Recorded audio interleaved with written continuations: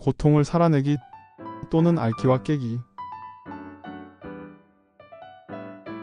고고학적 증거와 역사적 기록을 면밀히 검토한 학자들은 인간이 다른 인간에게 가한 폭력과 고통의 양이 현저히 줄어들어 온 과정이 인간의 역사라고 말한다.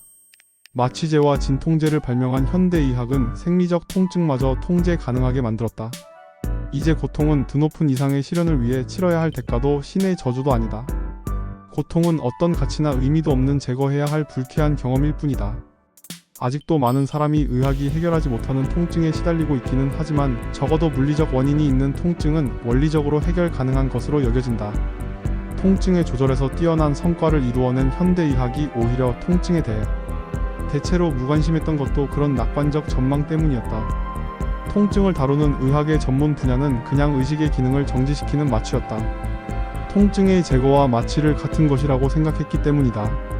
의학은 20세기 말에 와서야 도려낼 수 없는 살아있는 통증에 주목하게 되었고 통증의학과가 태어나게 된다. 이처럼 통증에 대한 의학의 태도는 지난 100여 년 동안에도 크게 달라져 왔고 대중문화와도 그 영향을 주고받았다.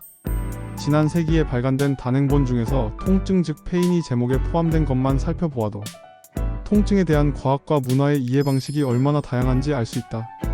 통증은 도려내야 할 병소 즉 서절이이거나 정복 즉 컨퀘스트의 대상 또는 풀어야 할 수수께끼 즉 퍼즐이기도 하지만 맞서야 할 도전 즉 챌린지 또는 다양한 가치와 의미가 투영된 문화 즉 컬처이기도 하다. 우리가 살아내야 할 고통은 이렇게 복잡하고 다양한 뜻으로 채워진 살아있는 경험이다. 마땅히 피하고 없애야 할 통증도 있지만 당당히 맞서 싸우거나 속으로 삭혀야 할 고통도 있다. 21세기 들어 우리나라에서 유행하고 있는 건강 관련 담론의 흐름을 보면 대체로 웰빙에서 힐링으로의 방향인 것 같다. 웰빙이 주로 음식과 운동 등 개인의 신체 활동과 경험에 초점을 맞췄다면 힐링은 주로 심리적이거나 사회적인 고통을 다룬다. 아프니까 청춘이다. 라는 제목의 책이 100만 권 이상 팔렸고 젊은이들과의 소통에 나선 사회 저명 인사들에게 멘토라는 이름이 붙여지기도 했다. 다 죽었다던 인문학 열풍이 불어 나 같은 얼치기 인문학자에게 강연을 청하는 모임들도 적지 않다. 힐링이 새로운 강박이 되고 있는 듯한 느낌마저 있다.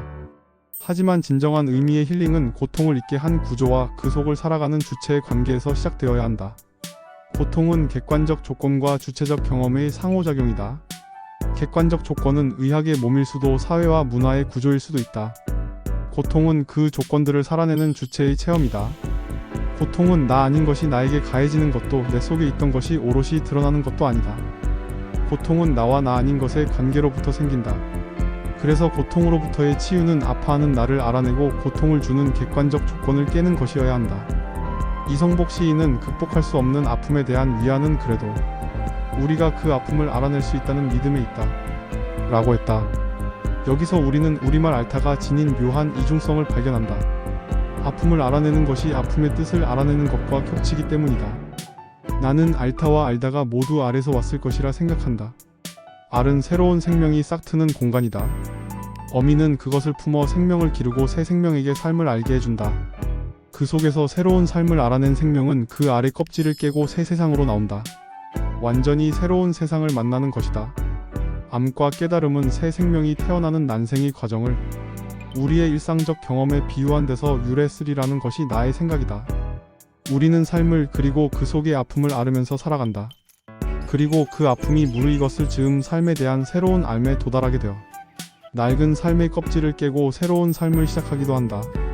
삶의 고통은 누구도 대신 알아줄 수 없는 나만의 실존적 체험이다.